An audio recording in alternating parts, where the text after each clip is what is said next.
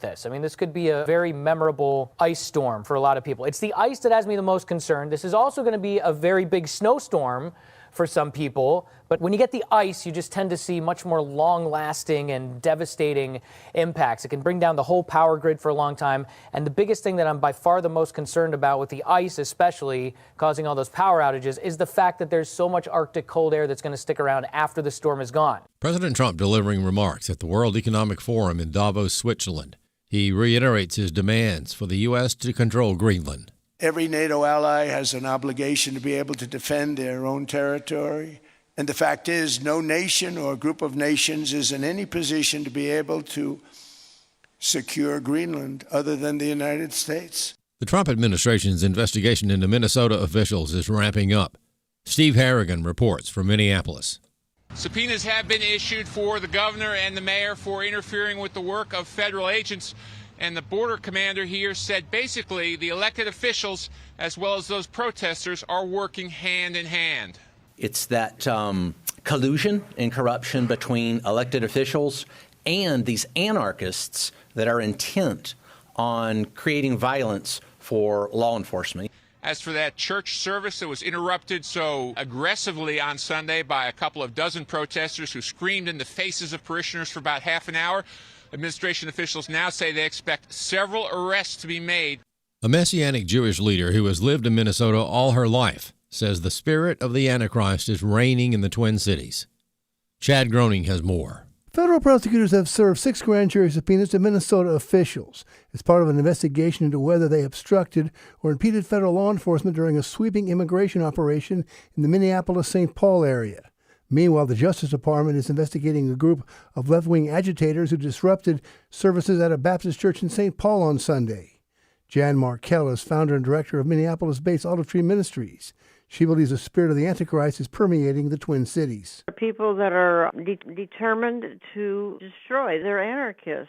I would even call it demonic. It is a level of the demonic because the passion to destroy and just do and say things is something you have to see to believe. You really do.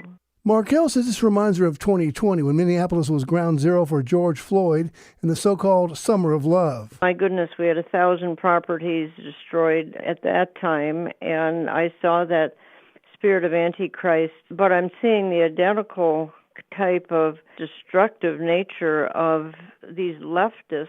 So that same spirit of the Antichrist that I saw in 2020, I'm seeing again here in the winter of 2025 and 26. I'm Chad Groening. A woman charged with murder in Michigan is charged with health care fraud now as well. Chris Foster has more.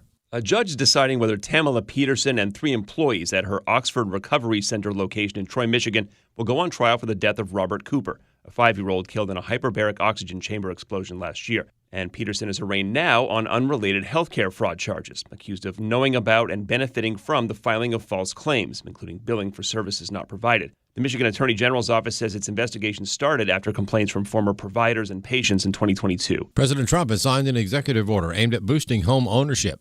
The executive order, signed by the president on Tuesday, restricts large Wall Street investors from competing with individual homebuyers in an effort to make housing more affordable, according to a statement from the White House. The Justice Department and the Federal Trade Commission will also review acquisitions by large investors. Wall Street investors like Blackstone, American Homes for Rent, and Progress Residential have bought thousands of single-family homes since the financial crisis of 2008 led to a wave of home foreclosures.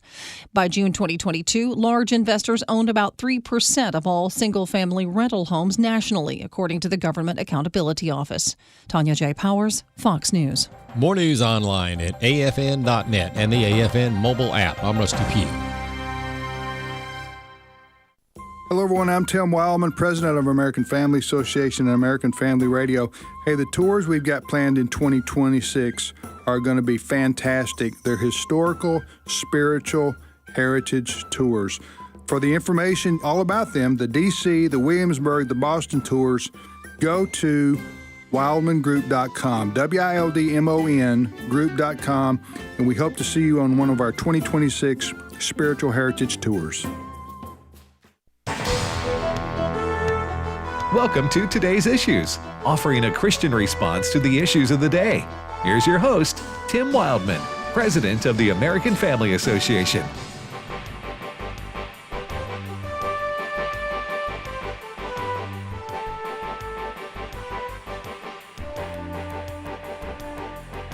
Hey, good morning, everybody, and welcome to today's issues on the American Family Radio Network. That's what you're listening to right now. American Family Radio.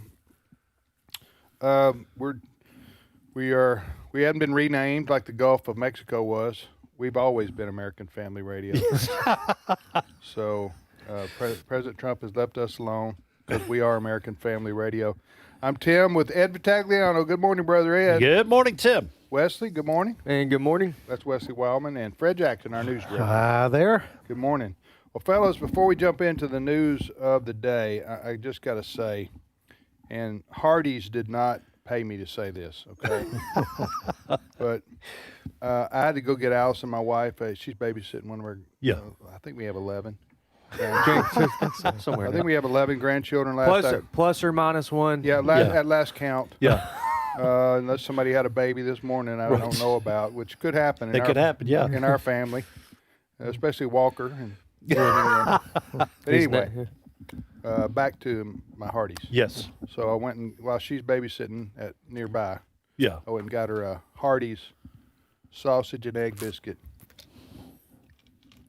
The lady said to me, "I'm just going to get one. I was going to skip breakfast. Right. Save the calories for." Oh, sure. For later. You know what I'm saying? Well, yeah, absolutely. We have to watch these things. Save the calories for tonight, right? And but the lady at the window said, "I've got 2 for $5." She said, "Do you want it? Yes or no?" And I was put on this spot. Right. I mean, I'm at the window. And your true feelings came through. Well, my taste buds said, "You betcha, you do." You betcha. 2 for $5 is a good $5. deal. It was no more than one than normal. I mean, so I got 2 for $1. Right. So I took it. You took it. I took that bargain. Yeah. And you were not disappointed, no, were you? That was about a quarter till. Yeah. And I just wanted to say that a hot, fresh, Hardy, you're shaking your head. You know what I'm saying? No, absolutely. A Hardee's sausage and egg biscuit is I've moved it up into one of the top 10 best things in life. Not food. They're hard to beat. I moved it ahead of banana pudding, and that was a hard decision. It was number 11. Homemade, especially homemade banana pudding. Yeah. Is number 11. I'm talking about on the best things in life. Yeah. For me, for Tim. And our audience knows what you're talking about because this is not just a local restaurant here. This is a chain. Yeah, Hardee's all over the place. Now, you can every once in a while, you can get a crusty biscuit that was made 3 hours ago, but you get a fresh one but anyway. You agree with that analysis? I absolutely agree. And I think west of the Mississippi, it's called Carl's. Carl's Jr. Yeah. Now, I'm assuming they do the breakfast like same thing. Hardee's, I'm guessing. But listen, on a Saturday morning, sometimes my wife will send me to, we have a Hardee's in our little town where we live.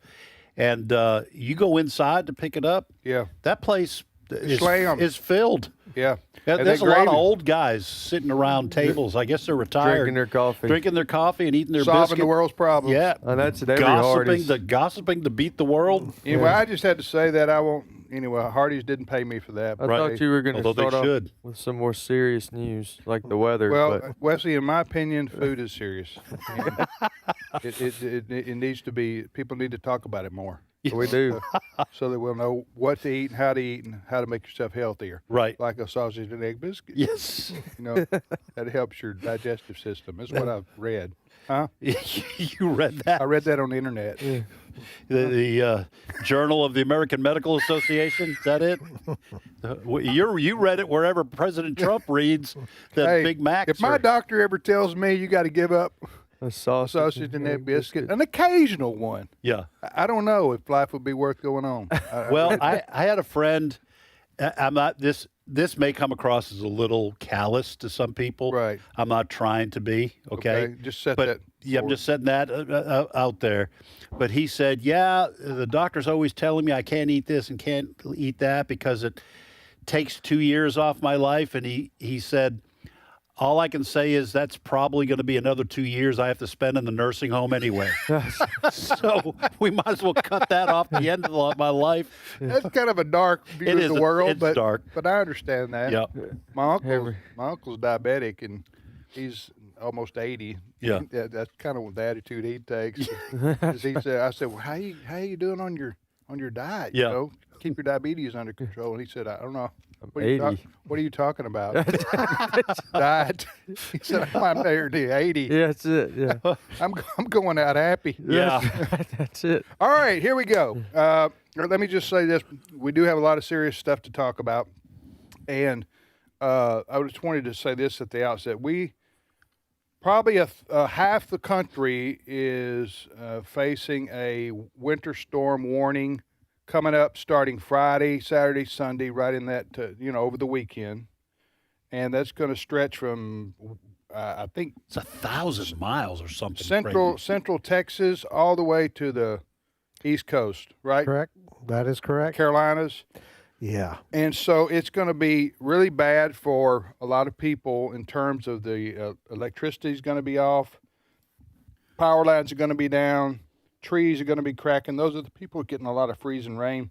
Now, I don't know, the Snowmageddon is also going to hit, Fred. But I just wanted to say this on our behalf here at American Family Radio. This storm is going to impact probably 50% of our listenership. Mm-hmm. Okay, and we are going, like everybody else in your town, if your power's out, our tower site's going to be down. Right. Okay. Now, we do have, I think, generators at maybe a handful of radio stations. But if we lose power, I mean, if we're not on the air, you'll know what happened. And secondly, we've taken all the precautions we can here at our home base here in Tupelo, Mississippi, where we're supposed to get mostly freezing rain, which is going to be awful if that happens, because that's the worst. You'd rather have sleet or snow than freezing rain. Right. Okay, so I hope we don't get that, but that's what it's looking like. We do have a big generator here that is like we paid a lot of money for. Built for stuff like this. Yeah, it's going to kick on if our power goes out here so that we can keep the network signal going out. Yeah. To the country. So say our signal goes up to the satellite and then goes out to our 170 radio stations across the country. So anyway, we will. You can always go to the app, right? Yes. If you've got internet. If you've got internet, your cell phone, or so Wesley, the app is easy. I know you use the word app with somebody over 70, and you can see them start fidgeting. Yeah. Okay. A lot or of they them. get excited. They're thinking appetizers. They're food. duly noted. There's a handful of. That's right. So, but I just want to tell folks, if you want to listen to us anywhere you go 24/7, and it's easy to do on your smartphone or your iPad or your other device like that, what do they need to do? There's two things they can do, and either one will work. The first option is to go to afr.net, and at the bottom of that web page is a huge tab that says download apps, and from that button, so afr.net, scroll to the bottom, click download apps, and it gives you every possible smart device that you may have. So if you've got Roku, if you've got an iPad or an iPhone or an Android or Alexa or any of these plus more, it gives you a step-by-step. It's 2 clicks and you can download the AFR app that way. The other option is just to go to your smart devices and go to the App Store and search afr.net. Either one of those will work. The play-by-play, if you're new to downloading apps, that's the best option, afr.net. If you're familiar with a smart device, then I would just go to your App Store and type in AFR, American Family. Actually, I would just type in American Family Radio. AFR may give you a couple different options, but American Family Radio will give you the option you're looking for. All right, Fred, this winter storm that's coming to a lot of the country this weekend, what do you know about this? By the way, it's threatening over 180 million people. Oh, yeah. If you've looked at a map on your TV or on your website, you see many colors on that map right now. Blues and reds and pinks, they all stand for the kind of precipitation that various parts of the country are going to get. If you're below this snow line, it's most likely going to be freezing rain, which can not only be crippling for the period that freezing rain is there, but for many days after, as many people in the country perhaps have experienced freezing rain and the impact that can have for days and weeks sometimes. this morning on our newscast, we heard from meteorologist Britta Merwin, and it's going to be especially bad, this storm, across the southern tier of the United States. Cut number 1. And before we can even address what this means for the Northeast, we got to prepare for folks down south. But this is the topic across our country. It is the biggest winter storm that we have seen this season and could be one of the biggest winter storms that we've seen in the past couple years. Step number 1 is what's going to be happening across the south. The timeline is going to be end of this week. So please make sure that you focus on the timeline here. We're going to see changes. It's only Wednesday. But we are shaping up to have a potent ice storm across parts of the south and a belt of very intense snow. So how does this all take shape for the winter storm? That cold air matches up with this very mild air from the Gulf. That rides over it and creates this winter storm. So watches are now up. This is when you start to see things get a little crazy in Texas. Folks going out to the grocery store. Yeah, so what we're at this moment, we're 10:15 on Wednesday. Central Time Wednesday, all right? Things can change. But the models that these meteorologists are looking at right now show a line, let's say, through Memphis and east through above Memphis, Tennessee, other states, primarily snow. That is the prediction. Lots of it, at least a foot in many places. Below that line, the potential right now as we're looking at things tends more to freezing rain over a long period of time, followed up by single-digit temperatures, which means if you are in that belt that's going to get freezing rain on the wires, on your roof, everything else, it's going to stick around for a long while because it'll be so cold the sun will not be able to melt it, all right? So it is a combination, if it all comes about as they're predicting, it's a combination that can create a lot of misery for a whole pile of folks. Have you guys, do you remember, hold on a second. Bless you. Sorry about that. When you have to sneeze on live national radio. It's awkward. It's awkward. I just put my cough button on to keep people from having to hear most of that. I apologize. So as I mentioned earlier, freezing rain is the worst. Snow you can shovel. I mean, and snow's pretty. Yeah. It's pretty. Now, I know if you have too much of it, you get sick of that pretty. Right. But, I mean, it is. Most people, see the soft snow falling out. Right. It's so nice to watch, peaceful. But you get freezing rain, there is nothing you can do about it. You're helpless. Well, the last big storm we had with ice. 94, freezing, right? No, I'm talking about just we hear Ice the came last. after you? Oh, well, I mean, not personally. It didn't come after not me. that ice. Yeah, My bad. I different misunderstood. ice. No, you said the last a few big years storm. ago we Yeah. had a storm with freezing rain. I guess what I'm saying, and I'm just talking about how bad this gets. And I heard a loud crash. Of course, our power was out, and I went in the back yard, and the gutter had filled up with freezing rain and got too heavy and just crashed. Your gutter fell off your house? Gutter fell off the house because it was just filled up with ice. That's what I'm saying. You're helpless. Yeah. I mean, there's you can. You're limited on what you can prevent. Yes. Up front. Yes. I just remember I've only been to a couple of these, and I know most people you listen to me, unless you've lived in Florida your whole life, you've experienced this once or twice. But I remember the same storm I think you're talking about. This was in 1994, and it hit a lot of the southern states. But it was a freezing rain, and my father-in-law and mother-in-law, may they rest in peace, they lived in the middle of pine trees. Ooh. And I'm talking Soft about pine trees everywhere in their yard and in their property.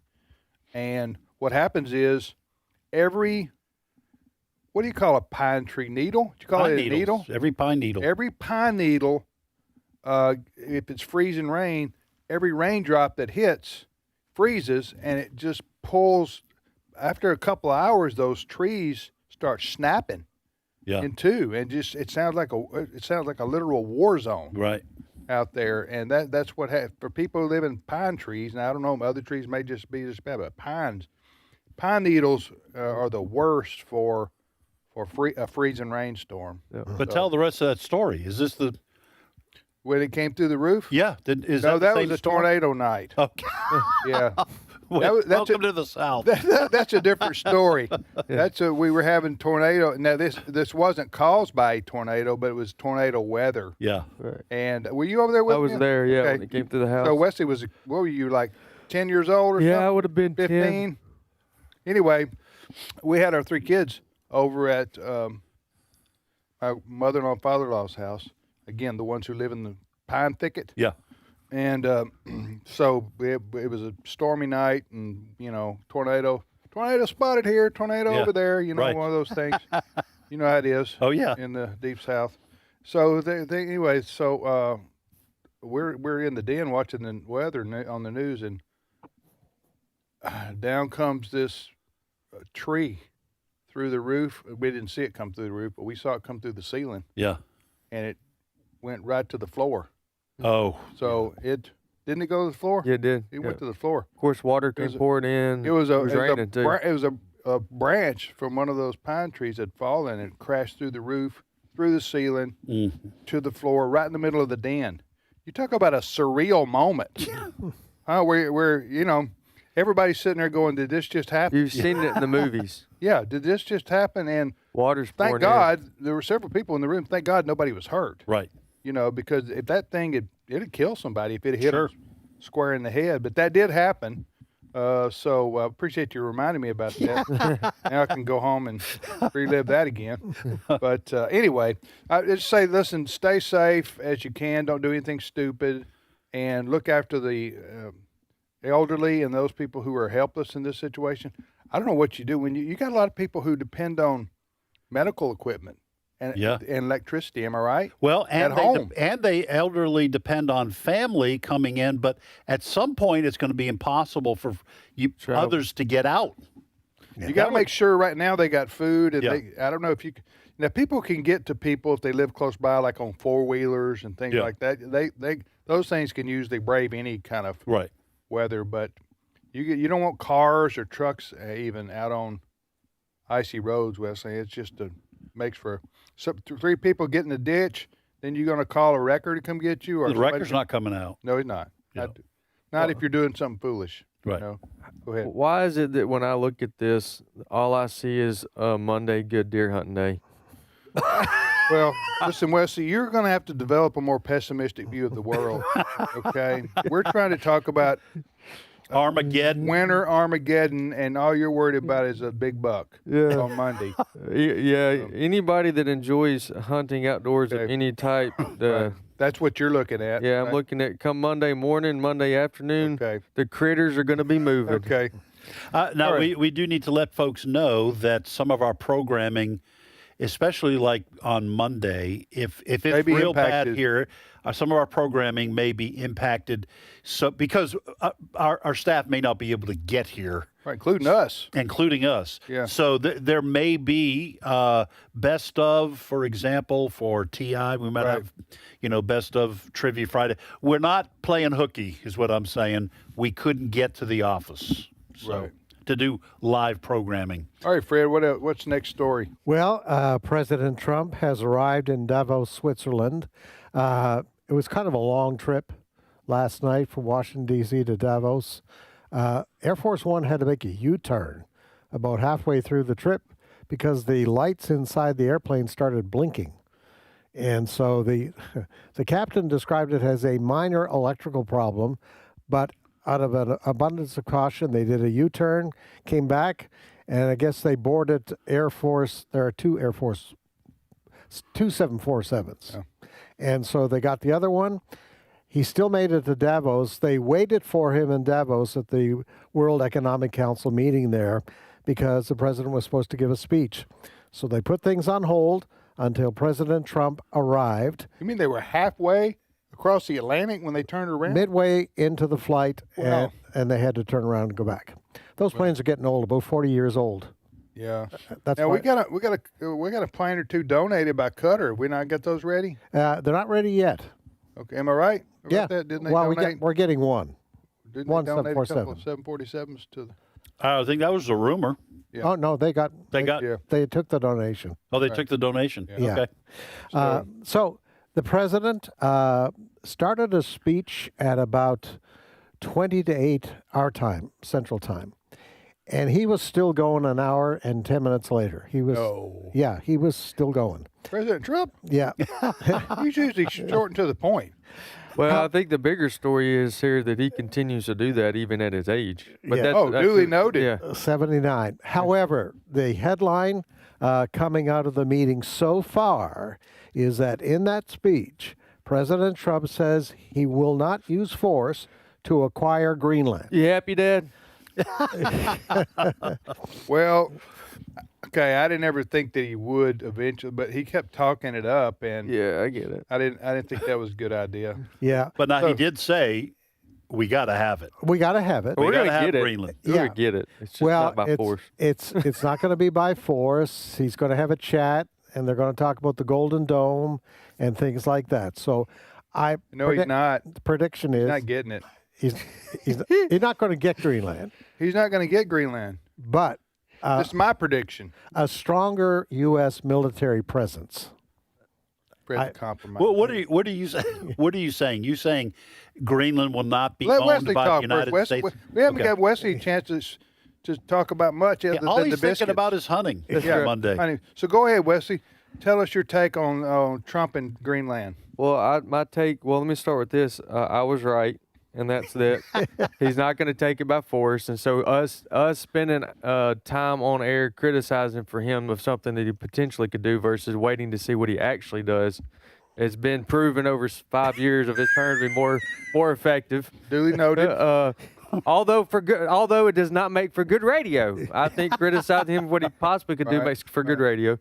All right, so right on that. Now, as far as this goes, I think Fred's closer to what could. Well, you have what I would want to happen and what possibly could. So I think what possibly You want hunting rights in Greenland. That's right. Just come on For out and say Americans, it. that's You right. want to go hunting in Greenland. There's a lot of good different. Yeah. There's a diverse type of wildlife over there. It'd be fun. I think Fred's right. I think whether you use the word or we actually take over Greenland, even not by force, may be a bit of a stretch. But I do think before his term ends, 3 years from now, we will have far more of a military presence. I don't think we'll get to the minerals. I think that would be. I think that's two reasons for Greenland. There, minerals, the resources, and then of course elk. I don't even think elk can survive. There are very few animals that can survive in Greenland. Yeah. Why are you taking me off? See, now I have to give you. I I'll was let trying you to help answer. you. I was trying to help you. I knew you were looking for a word. Minerals, and then of course you've got military force or military presence. I think the military presence is number one, and I think we will make tremendous amount of progress in the next 3 years of having some. We will get something out of it, whether we quote technically make it a U.S. 51st state.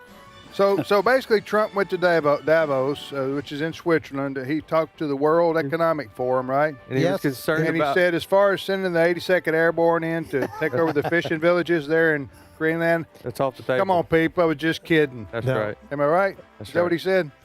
Paraphrasing. Sending the 82nd Airborne?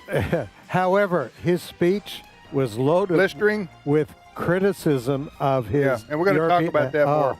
Man. But anyway, I'm glad that he took the military U.S. SEALs to off take the table. Yeah, send the U.S. SEALs to take on the Greenland literal SEALs. I'm glad that he took that off the table. We'll be back in a minute. Stay with us.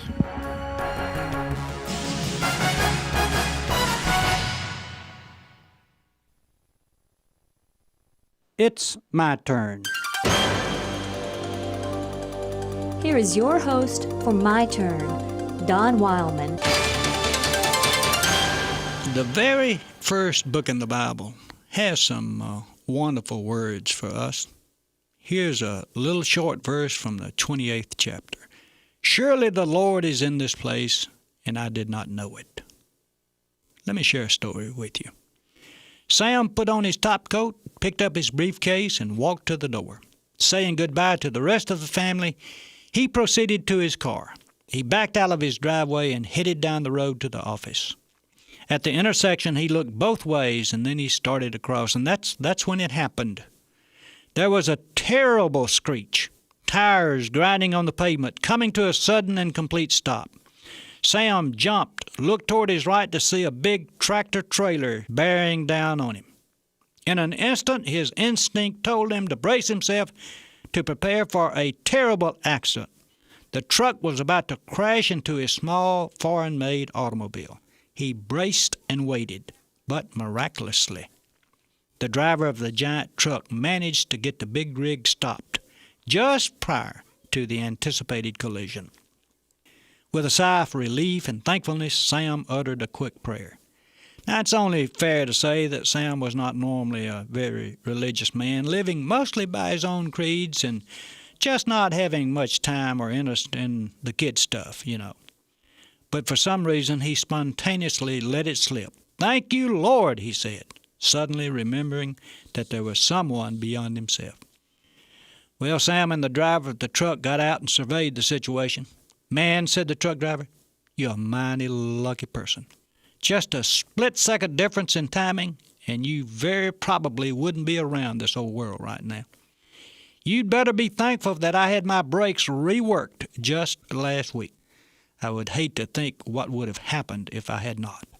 And I started to put it off, but changed my mind at the last minute and went ahead. Buddy, you better thank goodness that you're still alive." "Mister," said Sam, "I've already thanked goodness."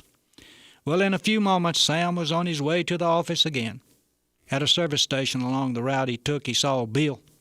Bill was a friend of his who worked in the same office. Bill was also the religious guy in their group, a regular churchgoer. Sam wheeled in to speak to Bill and tell him about the truck.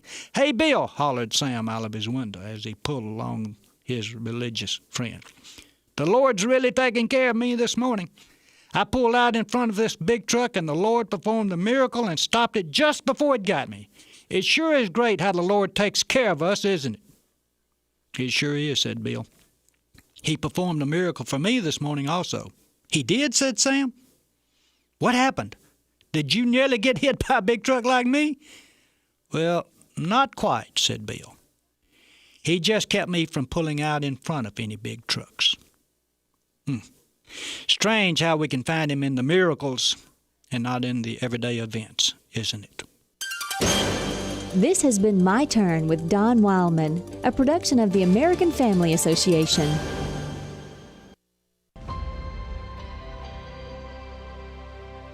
My name is Steve, and I'm from California. I believe that our lives start at conception, and thankfully, Preborn believes the same as I do. I support their mission of kindness and mercy to save the unborn from the horrible act of abortion. I hope to see the lives that we save together in heaven one day.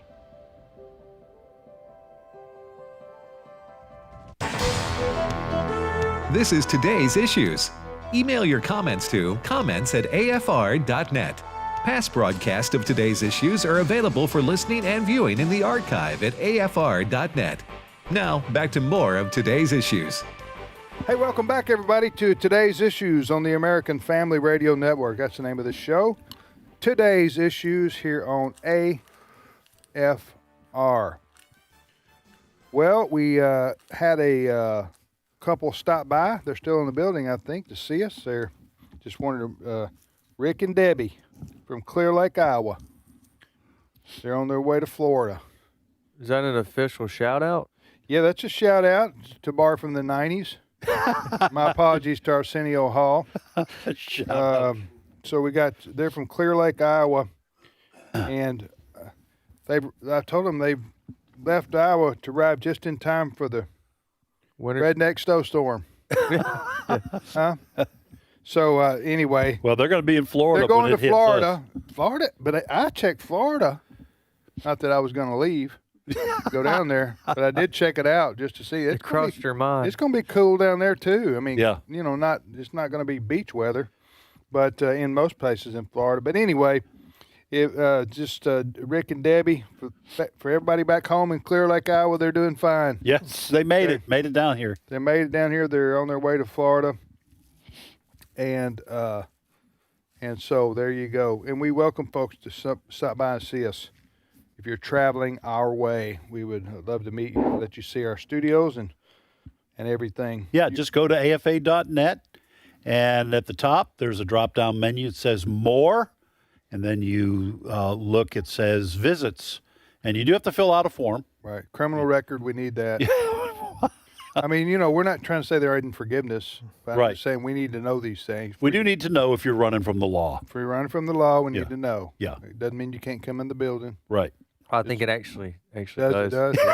All right. Well, if you're running from the law, I would say postpone your trip to a later date. There we go. Okay? Until you can work things out with the district attorney. That's what I'm talking about. Then, All right. You're listening to today's issues on AFR. Fred, Ed, Wesley, and Tim.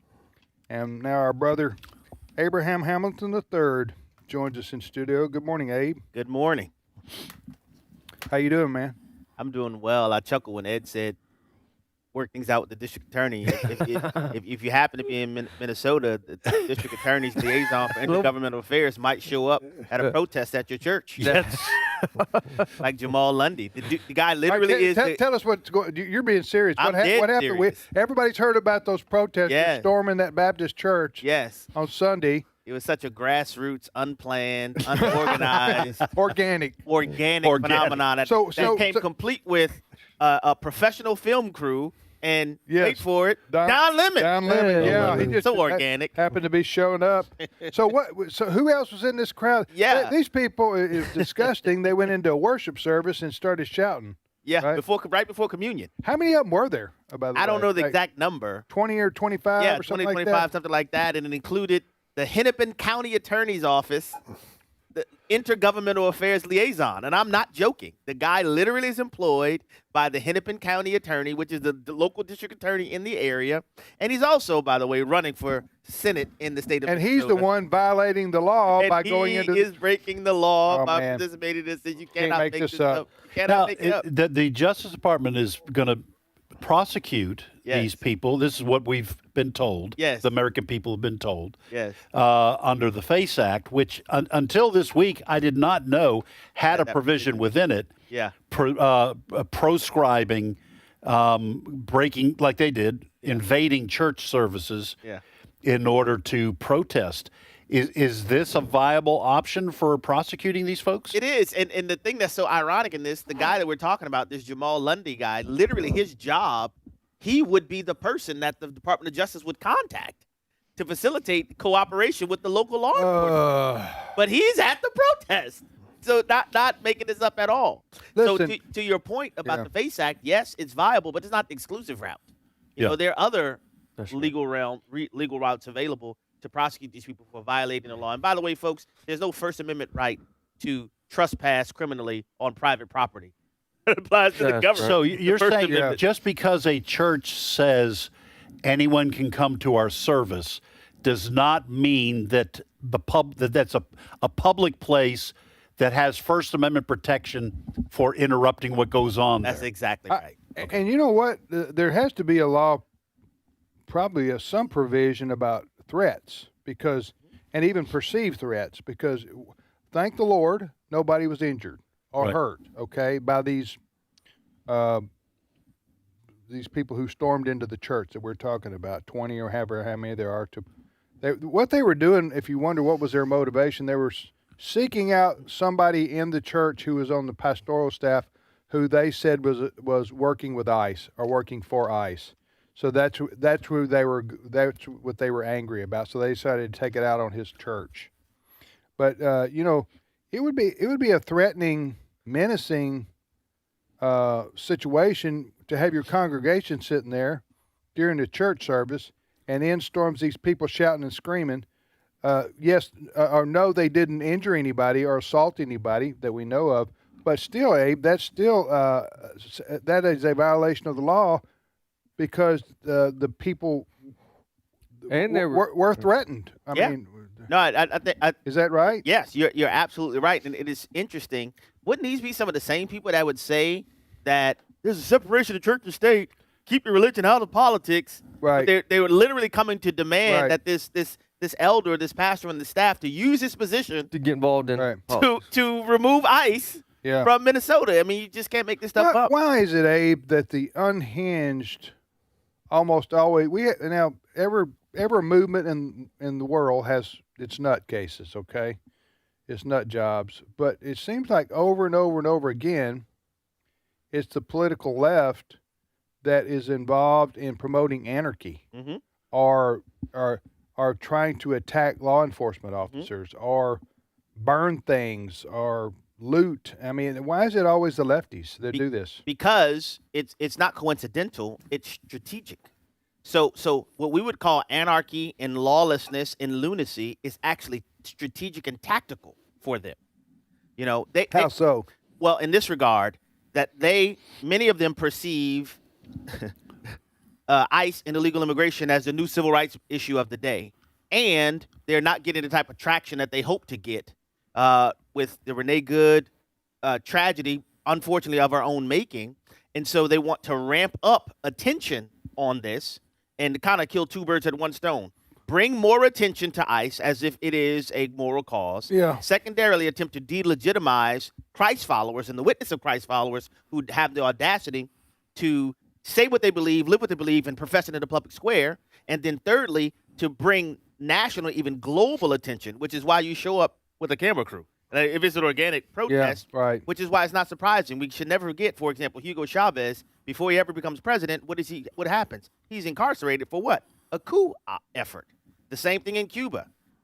Che Guevara and Fidel Castro. What do? They have this uprising, the proletariat uprising. It is central to the whole Marxist panoply, to where they use what they call protest. I call it a faux test. It was a staged political theatrical production.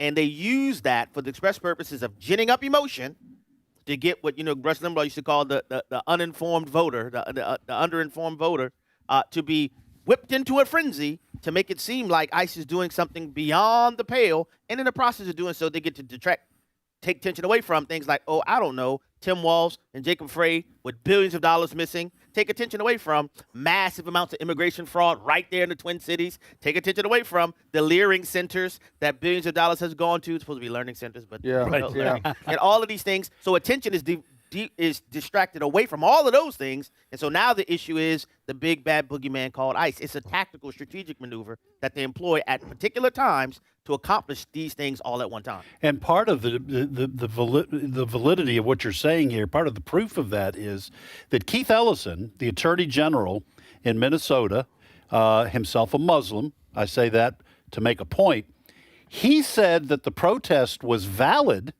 and that churches need to expect this kind of thing if they're going to be in the public square. But we all know that if people started going into mosques, Muslim houses of worship, he'd be all over it and saying, no, that is not valid. So this demonstrates, I think, that clearly Christians are part of the target, which is always the case of the Marxists. Yeah, no doubt about it. Gramsci postulated any society anchored in a Christian worldview must be severed at the root. You read Saul Alinsky's Rules for Radicals, you understand that these faux tests are tactically employed. They're literally back-channel communications between people that are involved in this. And like the Jamal Lundy guy, he just so happened to be married to a city council member. So this is not like some organized phenomenon. They employ these things as a tactic to try to destabilize what they would describe as the hegemonic disposition, and in order to bring more attention and move us ever the more closer, using anarchy and chaos as a strategy to move us ever the more closer to where people in times of perceived chaos are willing to cede liberty. They will exchange liberty in order for protection from the anarchy and the chaos.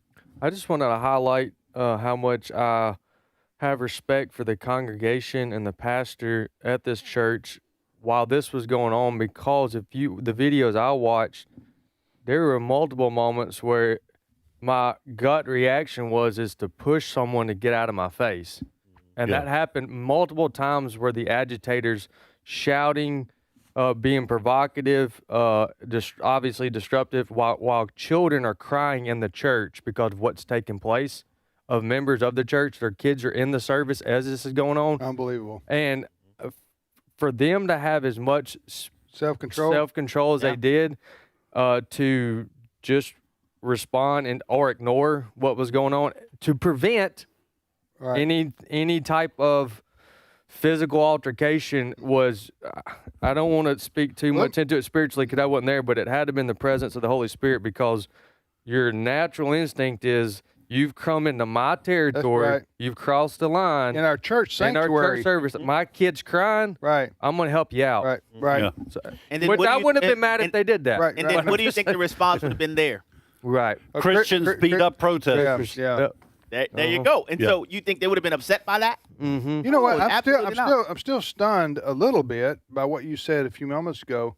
So the Attorney General of the state of Minnesota. Well, the county attorney's office, the Hennepin County attorney. No, I'm talking about Keith Ellison. Oh, yeah, Keith Ellison. I'm sorry. Go ahead. Yes, Go ahead. Keith Ellison, who is the Attorney General of the state of Minnesota, in response to these protesters storming into a church worship service and disrupting and threatening those in attendance, his response was basically told the Christian churches to get used to it. Yes. Not that was we're going to enforce the law or anything like this, or this was wrong of the protesters. Now, he may have said that. I don't know. Did he say that too? I don't know. We don't have that. He Anyway, said, none of us are immune from the voice of the public. that's his answer to what happened? That was his answer. It's time And to listen. He said that critics. I'm leaving Minnesota. He said critics of what happened, this protest, were, quote, getting tender about a church service. Wow. Unbelievable. You're right. He's a Muslim. He is a Muslim. So if it happened in a mosque, he'd have said, yep, it's unacceptable. We're going to enforce the law. These are intimidators. I guarantee you. Oh, yeah. He would have. I apologize. That was Don Lemon who was criticizing critics of the protest. But so that wasn't Keith Ellison? No, Keith Ellison said the first thing. None of us are immune from the voice of the public. That thing about getting tender, that was Don Lemon. Oh, that doesn't surprise me at all. That was Elvis did that too. Tender. No, love me. Yeah, love me. Yeah, I was trying not to say Love me that. Tender. All right. Well, listen, what do you got coming up on your show this afternoon, Abe? I don't know if you guys saw this yet, but the World Economic Forum is going on where President Trump was talking about Greenland. Ed and I were supposed to go. Well, but, we were denied press credentials. Well, Yeah, so we're going to go to Greenland instead. I don't blame you. I'd Yeah. like to be a part of that missionary Reconnaissance. trip. Yeah, I'd like to be a part of that. But there was a breakout session, and a presentation was made where this presenter said that AI will now be the head of the church in biblical interpretation, because anything having to do with words will be firmly within the jurisdiction of AI. And we're moving into the time where AI will be the foremost expert on all religious texts. Any people that will refer themselves, as people of the book, the most expert on the book will be artificial intelligence. So you have to we pass need to their prepare test? ourselves. Huh? So you have to pass the AI test. Yeah, Or- and or it that's just, what we be judged by. I was like, well, if that is What does that mean? That AI will? I'm not following. This is program. That's To what we're where- going to be discussing this afternoon. to Don't, where- don't ruin it for What? me.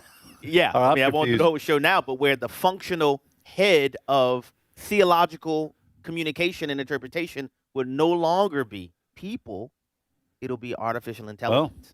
And so, Well, to Wesley's point, I'll have to tune in and hear about that. you definitely want to hear about I that. have I'm going known- to show the video. They had a full animated display and showing how even Judaism and Islam and Christianity, because their faiths are all centered around words, the Who- foremost expert in words will be artificial This is getting intelligence. awfully So they will close. be dependent upon AI. Who's going the to head of the church? So I was distracted. Somebody was calling me who obviously doesn't know I do a radio show from 10 to 11:30. That's really disappointing. But let me ask you this: who did you say? Who's going to be used for? What's going to be used for artificial intelligence? What? No, that artificial intelligence will now become the foremost expert on religion and theology, because the largest faiths in the world are all dependent upon words, and so there will be no one who will know the biblical text, for example, better than AI, and AI will be the foremost expert on theology and religion in the world. Now, be honest with you, I have known some pastors who were, you know, who needed some help. Well, they had artificial intelligence. You know what I'm saying? Not many, but I've known a few. That, well, as a fall into former that pastor, camp. I don't like to talk about my own kind. That's it. So you don't want a robot taking your spot there behind the pulpit? By the way, associated with it, and I'm not joking about this. In China now, they're using artificial intelligent robots to do street police work. I saw that. You sent that story around. To do traffic, not go into houses and arrest people. And holler at people when they don't do. Yeah. It says, you know, Well, you're out of the bike lane. Elon Musk says this is coming quicker than we expect. I'm talking about artificial intelligence associated with that robots. Yeah. Taking over a lot of jobs that are that we look for humans to do across the globe. All right. Well, all right, Abe. Thank you, All brother. right. Appreciate it. See you this afternoon All righty. on the Hamilton Corner. I won't call you because I know you know you're on the air. Because I know you got a radio show. And I won't call you at 5:10 going, hey, you got a minute? I appreciate that consideration. All right. Hey, while Abe is stepping out, I would like to remind our listeners, they've been hearing about this all week long across all of our talk shows. This week is our preborn AFR campaign for 2026. What is the preborn ministry? Preborn is the direct competition to the abortion industry, and it is the largest provider of free ultrasounds in the United States. And by the way, by letting a woman see her baby on ultrasound and hear the heartbeat, a baby's chance at life is doubled. It is it really impacts women when they begin to see and understand there is a real live human being inside the womb. And so over the past 20 years, preborn partner clinics have counseled hundreds of thousands of women who were considering abortion, and more than 400,000 babies' lives have been saved over the last 2 decades. More than 100,000 women have surrendered their lives to Christ. So we are asking you, who are our listeners, to give to this ministry this week during the preborn 2026 AFR campaign. Your gift of $28 provides one woman seeking an abortion a free ultrasound, giving the mom the opportunity to choose life for her baby. Obviously, $140 provides 5 free ultrasound sessions. Our goal is to help save 5,000 babies through your gifts this week. Please consider a gift of any size. It can be any size. Divide that by $28. That's how many free ultrasounds are made available by your gift. So here's how you do that. Here's the number to call.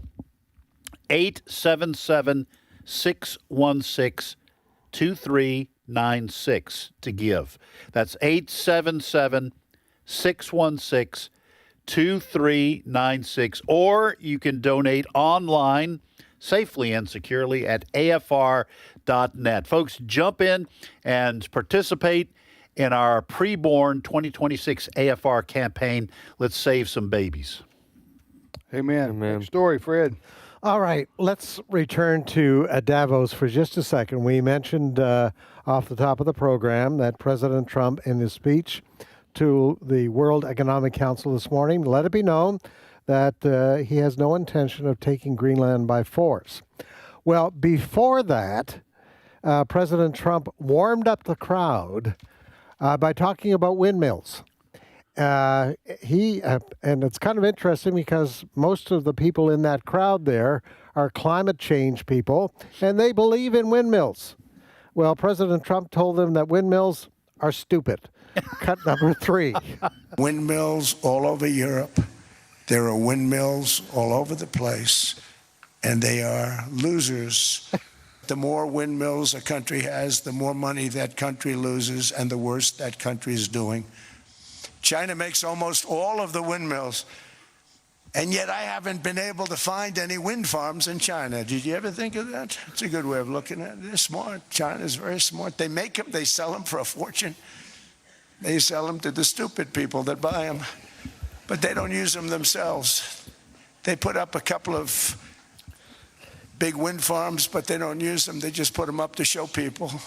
what they could look like. They don't spin, they don't do anything. They use a thing called coal mostly. But China goes with the coal, they go with oil and gas. They're starting to look at nuclear. This is where this is the best part about the program live, is that this is the only area in my whole life that Dad and I just absolutely disagree on. I love it, and he hates it. Other than this, we're unified. Okay. I love it. Okay. You mean what you just heard? I love it. Okay.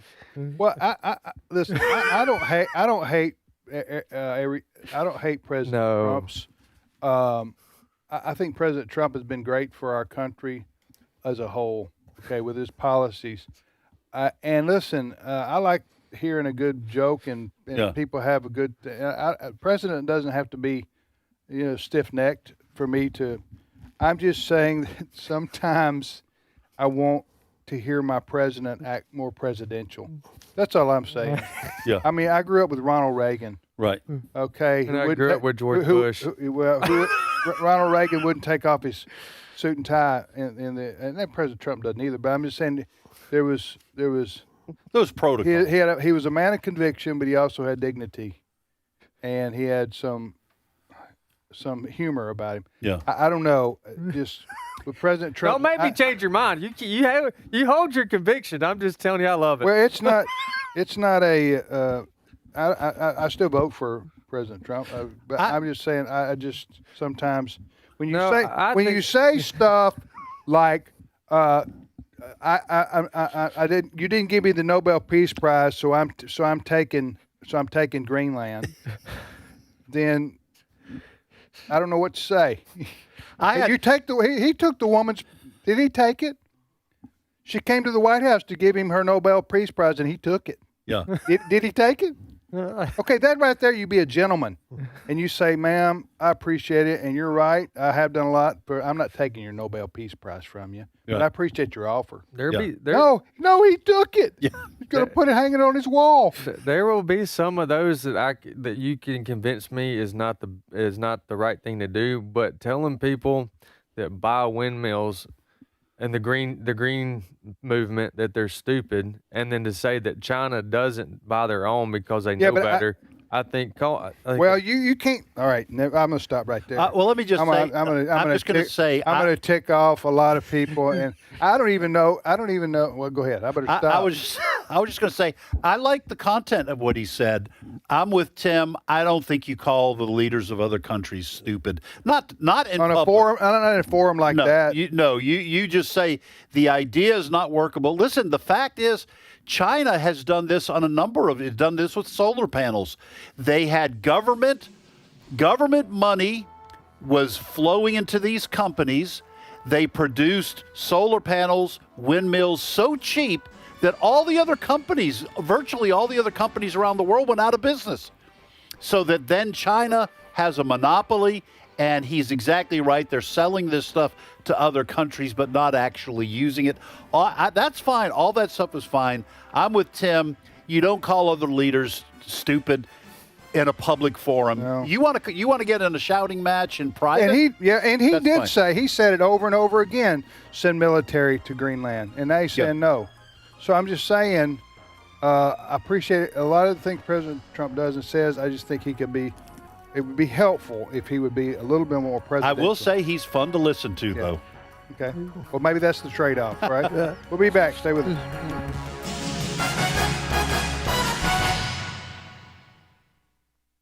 The views and opinions expressed in this broadcast may not necessarily reflect those of the American Family Association or American Family Radio. Faith, family, freedom. American Family Radio. It's been proven again and again and again. Bert Harper.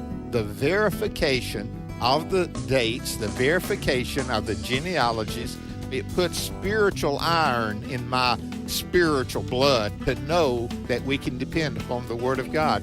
Exploring the Word, weekday afternoons at 3 Central on American Family Radio. This is American Family Radio, a listener-supported ministry of the American Family Association.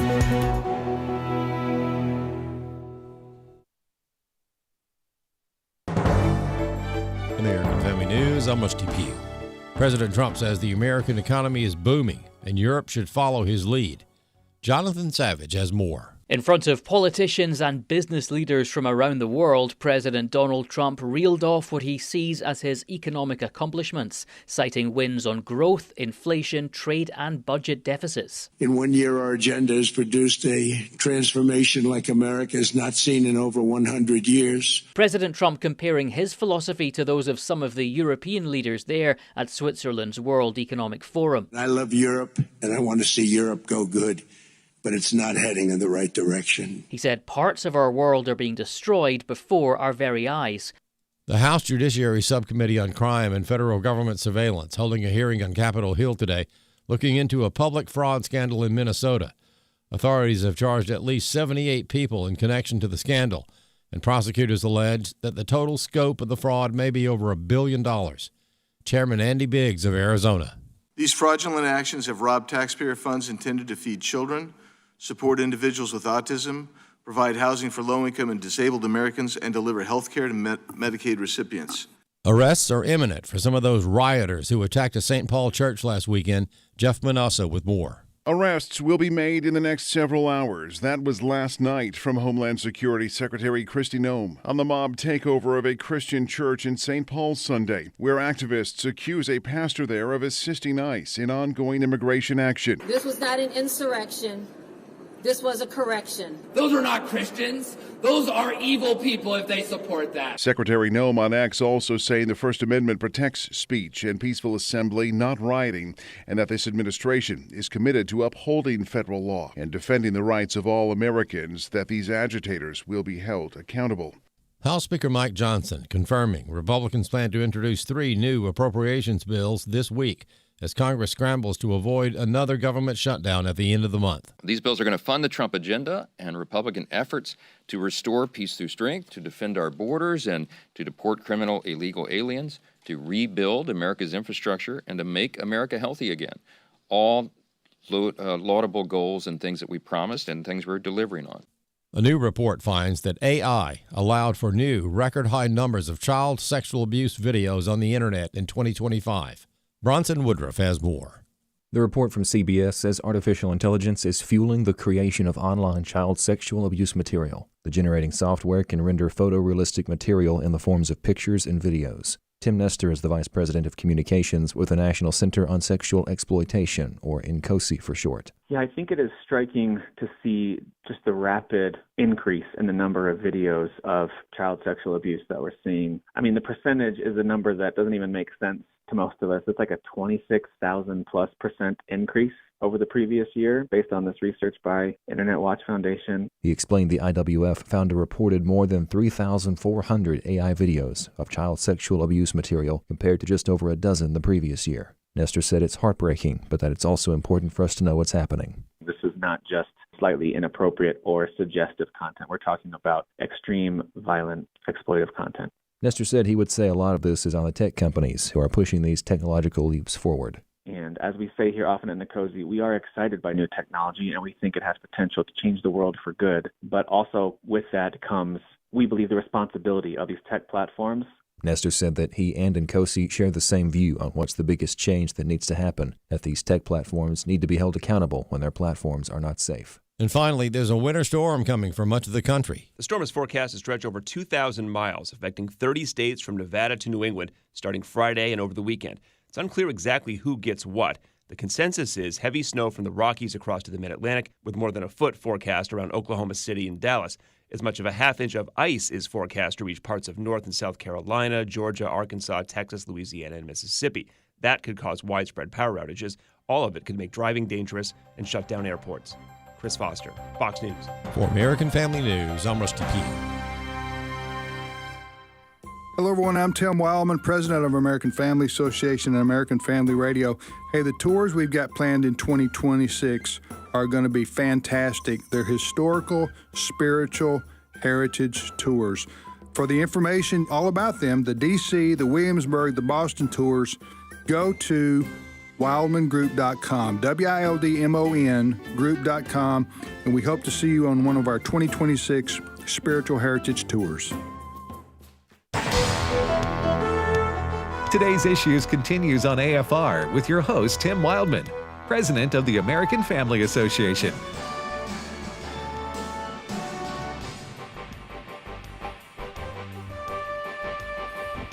Hey, welcome back, everybody, to Today's Issues on the American Family Radio Network. You're listening to AFR. Tim, Ed, and Wesley, and now Steve Paisley-Jordahl joins us. Good morning, Steve. Good morning, everybody. Hey, let me just reiterate what I said at the top of the program, and that is, this winter storm that's going to sweep the middle of the country, so to speak. I guess it is the middle. From Friday to Sunday, I think. Maybe Monday in some parts of the eastern seaboard, but all the meteorologists are saying this is going to be one of the worst we've had in 5 years, I guess, or so, winter storms. And so it's going to affect probably half of our radio stations are in the path of this storm. So a lot of our stations are going to be off the air. When the power goes out at your house, the power is going to go out at our radio station, probably in your community, because, especially if the freezing ice. I mean, we had a tower in 1994 that collapsed. Mm-hmm. I'm talking about like a 500-foot tower of metal, and the ice built up because of the freezing rain so thick that it collapsed the tower. Do you remember this? That's incredible, yeah. So, I mean, it's dangerous. This freezing ice is the worst. You'd rather have snow, even sleet I'll take over freezing rain. But anyway, I just say that to say you don't have to call us and tell us we're off the air. Don't worry about it. Yeah. We have a way to know here, by the way. Right. We're off the air. So, but you can you still get us on the app. The problem will be even for the app, you've got to have internet in your house. Hey, that's like true. When the power goes off at my house, I've got no internet.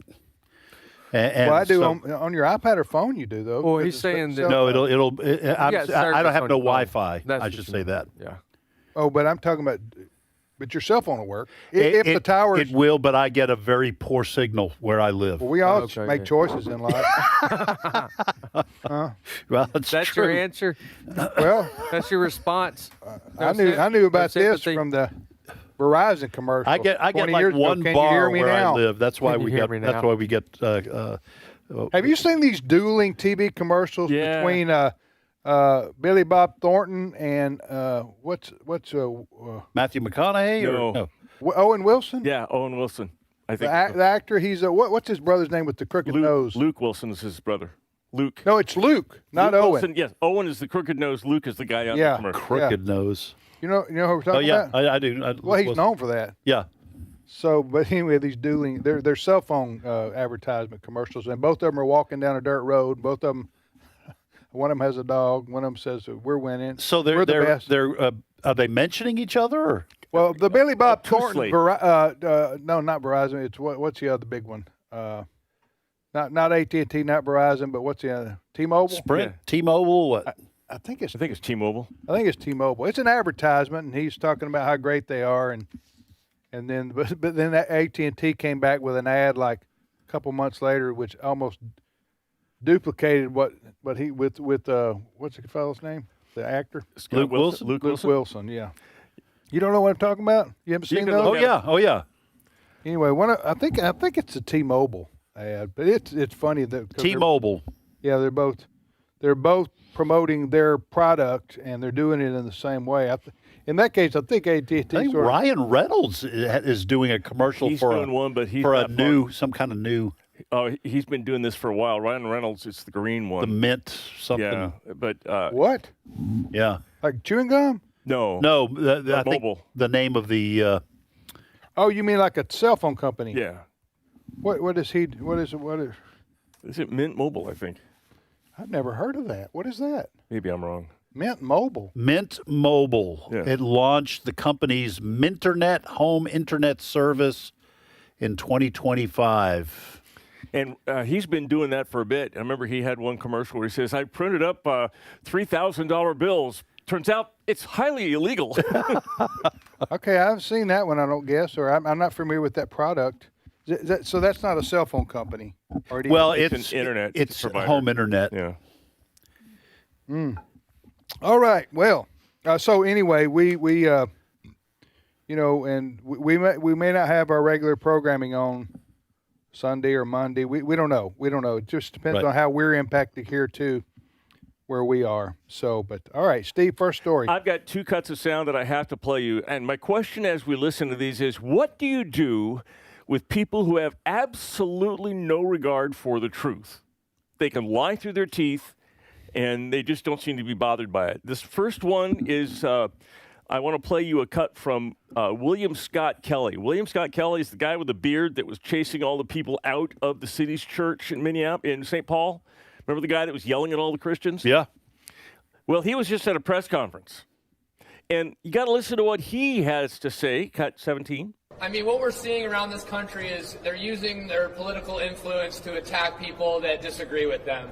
They're going to come at me with charges, and I'm not scared of that. There's no base for these charges. I did not block them from, their service. They welcomed us in. They never asked us to leave. The police never came in and removed us. So we didn't stop their service. In fact, people were still praying the entire time. The music was still playing the entire time. So, Pam Bondi, you want to come and arrest me? You want to come and give me charges? So be it. And for all the people giving me death threats, threatening my life, kill me. Go ahead, kill me. Because you know what? As Fred Hampton said, you can kill the revolutionary, but you can't kill the revolution. Didn't stop a single thing. They were invited into the church. Well, Ed? This guy is what I call a blatherskite. Okay? Now, I promised you in our story meeting they were tough that I was going to introduce a new word. It's actually a very old word. It's from the Norse. We're talking, it's like in Vikings or something. What? A blatherskite is a person who talks at great length without making much sense. A blatherskite. Foolish talk and nonsense is what they trade in. And that's what this guy is. He's a blatherskite. Mm-hmm. And there's a lot of them on the left. I'm sure there's a few on the right. But, folks, blatherskite. I'm reintroducing it. I have a second blatherskite for you. Okay. This is actually Don Lemon. Don Lemon was absolute blatherskite. He was out trying to convince people that there's nothing wrong with crossing the border. It's not illegal to cross our border. You should.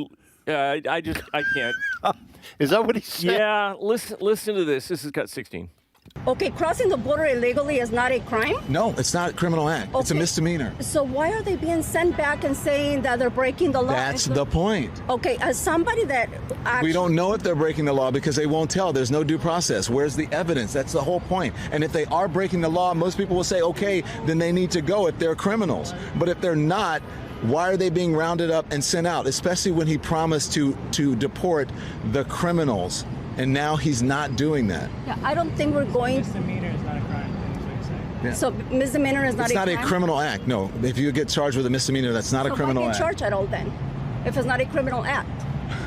Because we have different levels of crime. Everything is not the same. So it is crime. No, it's just we different have different levels of. I shouldn't say crime, but it's not. It's not a crime. You're not breaking the law. I mean, you are breaking the law, but it's not a criminal act. So we're breaking the law.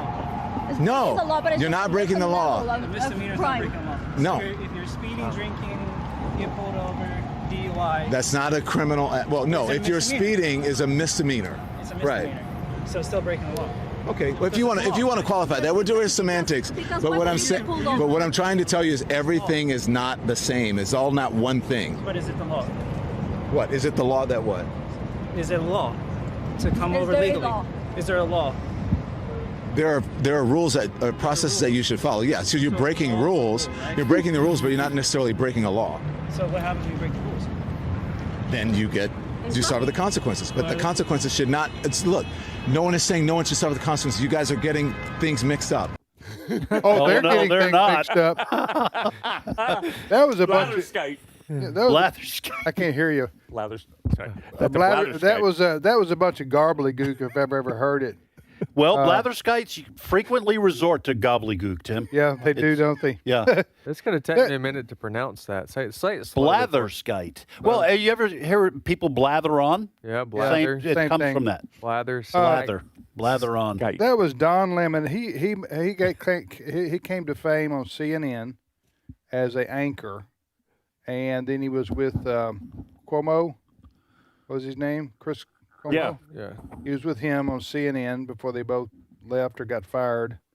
And They crossed. They were back-to-back shows, and they had some interactions between shows. That's what it was. Yeah. But anyway, what he was. I think what he was trying to say is that it's not a felony. That a misdemeanor is not a felony, but a misdemeanor is a criminal. Still a offense. crime. It's still a crime. It's a category of crime. A misdemeanor is a category. You guys are getting all mixed up in the details. No, what he was trying to say was no big deal if people come here and across the border. Yeah. Who cares? As long as they don't commit crimes. You're breaking rules. You're breaking rules, not he laws. said. Also, too, in all of that, you gotta catch the small things of just lying versus manipulating. And he lied when he said that President Trump, and his administration said that they were going to deport illegal criminal and they aliens. And he said, and they're not doing that. That's what he said. That's what he said. They're not doing that. Right. When that's in fact exactly what they are. There was a couple of these videos of these ICE agents just released yesterday, videoed from the bystanders.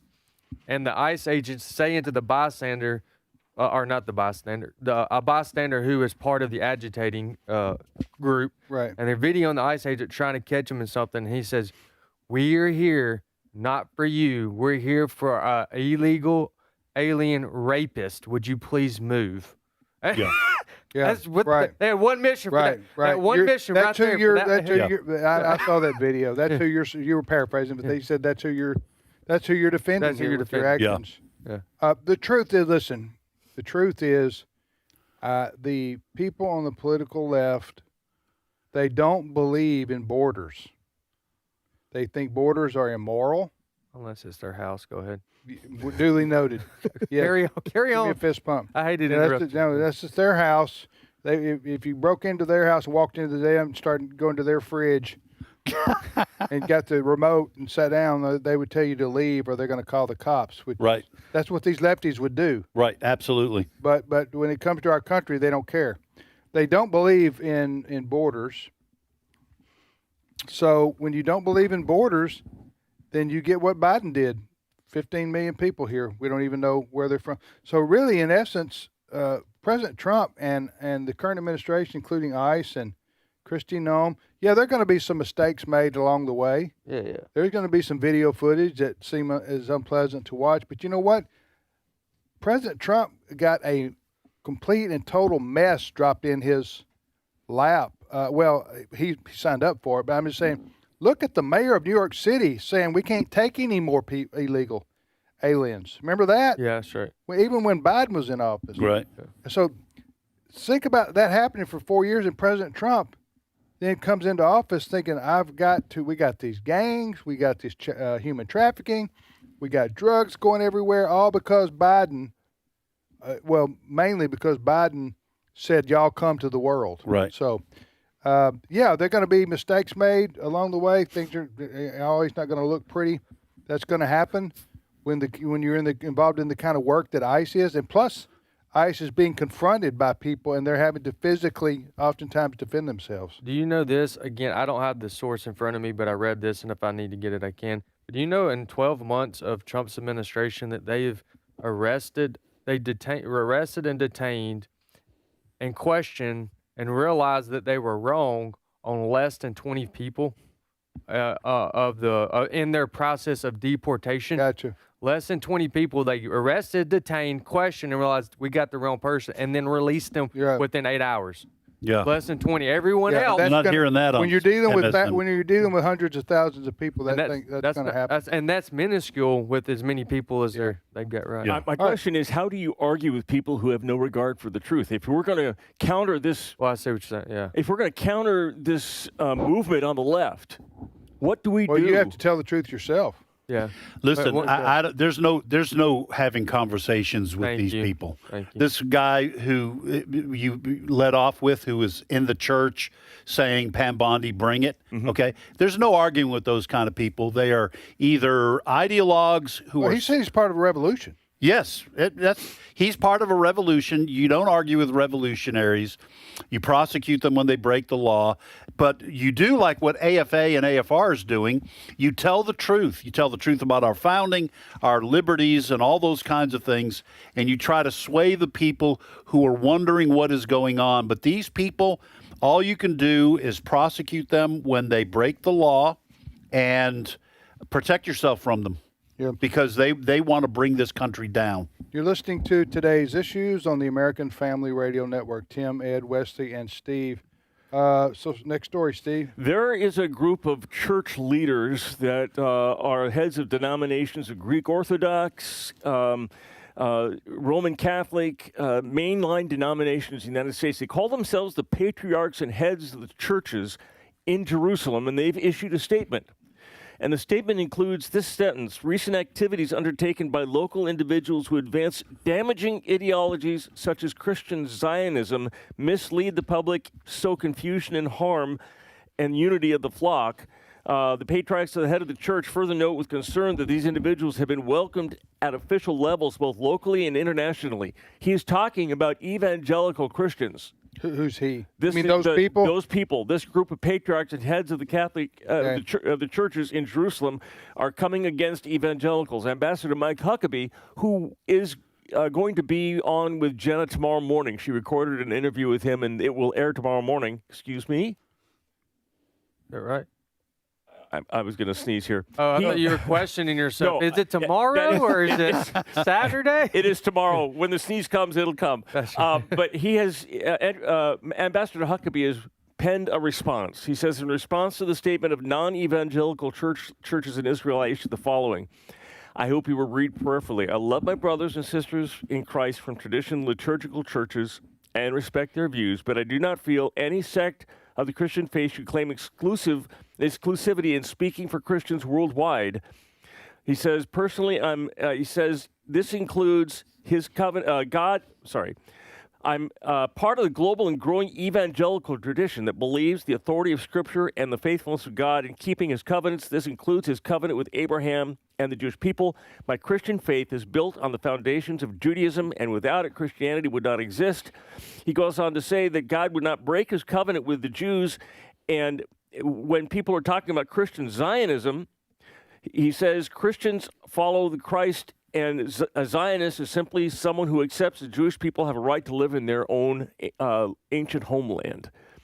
So basically, this is a battle that these heads of these churches have picked with evangelicals, and Mike Huckabee is standing up for evangelicals in this fight.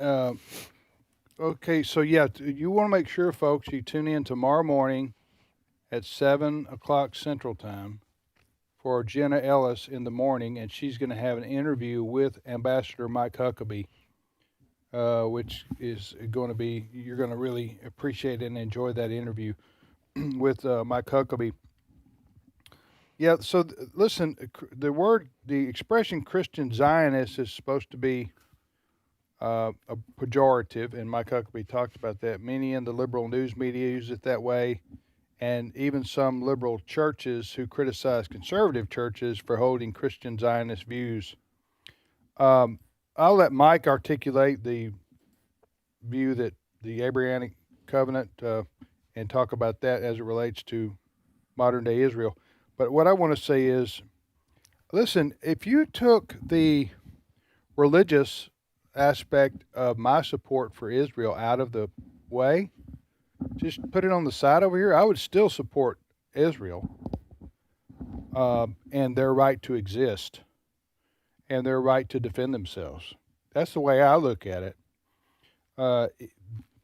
The Jews, the nation of Israel has been our biggest ally in the Middle East. They have a form of government that's closest to ours. They have a way of life that's closest to ours. And you look around them, everybody wants to come down on Israel. Not everybody, but a lot of these lefties want to come down on Israel. And I'm looking around going, well, Israel at least has a democracy. They have a representative form of government. They have freedom to move around, unless you're a part of a terrorist outfit, right? But I'm talking about, compare that to the rest of the Middle East, for example. What about in Saudi Arabia? What about in Egypt? What about in Syria? I mean, what I'm saying is the freedoms that exist in Israel don't exist in those countries exactly the same. You see do you understand what I'm saying? Sure. So, and so Israel, my view is Israel has been attacked. The people who hate Israel will go back to 1948 and say, no, the Arabs were attacked by the Jews. And that's what started all this. That's what they're going to tell you, right? So they'll say that when Israel was declared a nation, that's when the war started, and the aggressor was the Jews, and there's been a war going on ever since, basically in that part in Israel.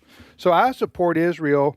You can call me a Christian Zionist if you want to. I don't mind being called that, but I'm a Christian who is an American citizen who supports the right of the nation of Israel to exist.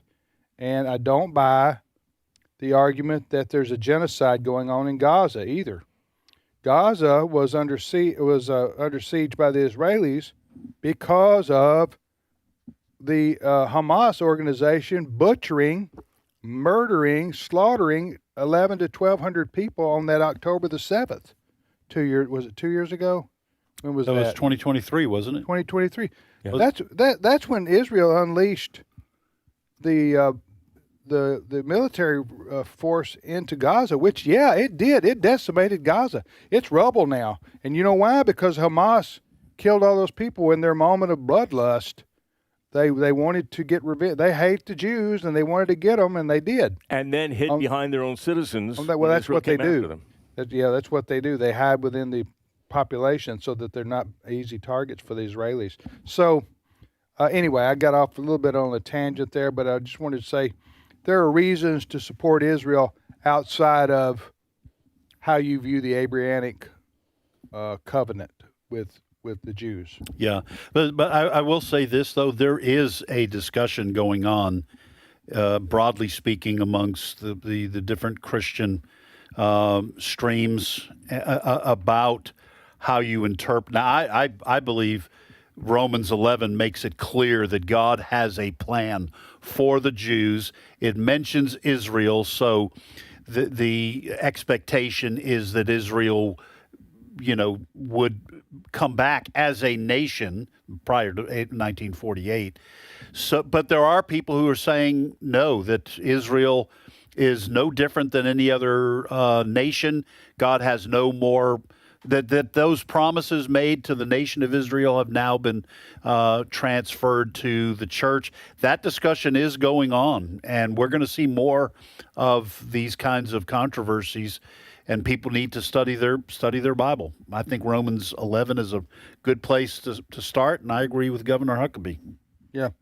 All right. But anyway, that's tomorrow on Jen Ellis in the morning. We got about 1 minute left. Yeah, let me just say that this happened in Tacoma Park, Maryland. A Ring doorbell caught a woman with a rock who walked past an apartment that had a Charlie Kirk flag. She threw the rock through the window and broke the window and then felt bad about it. She came back and left this note. It says, "Hello, I accidentally broke your window. There was a raccoon involved. I'm so sorry. My cell number is..." And she was on the Ring camera actually just throwing it through the window? Just chucking a rock at the window, yeah. There was a raccoon involved. Typical blatherskite. There you go. That's right. I will bring that word back. back. When I'm able to pronounce that as efficiently as you do, I'm going to start using it as well. Blatherskite. You know why? Because in my flesh, I want to call these people morons. And those are ugly words. Christians really shouldn't use Your that. mom wouldn't be proud. My mom wouldn't be proud. But blatherskite kind of is a step away from that. You get the point across. That's foolish talk. Blather. All right. Have a great day, everybody. Keep listening to AFR. We'll see you tomorrow.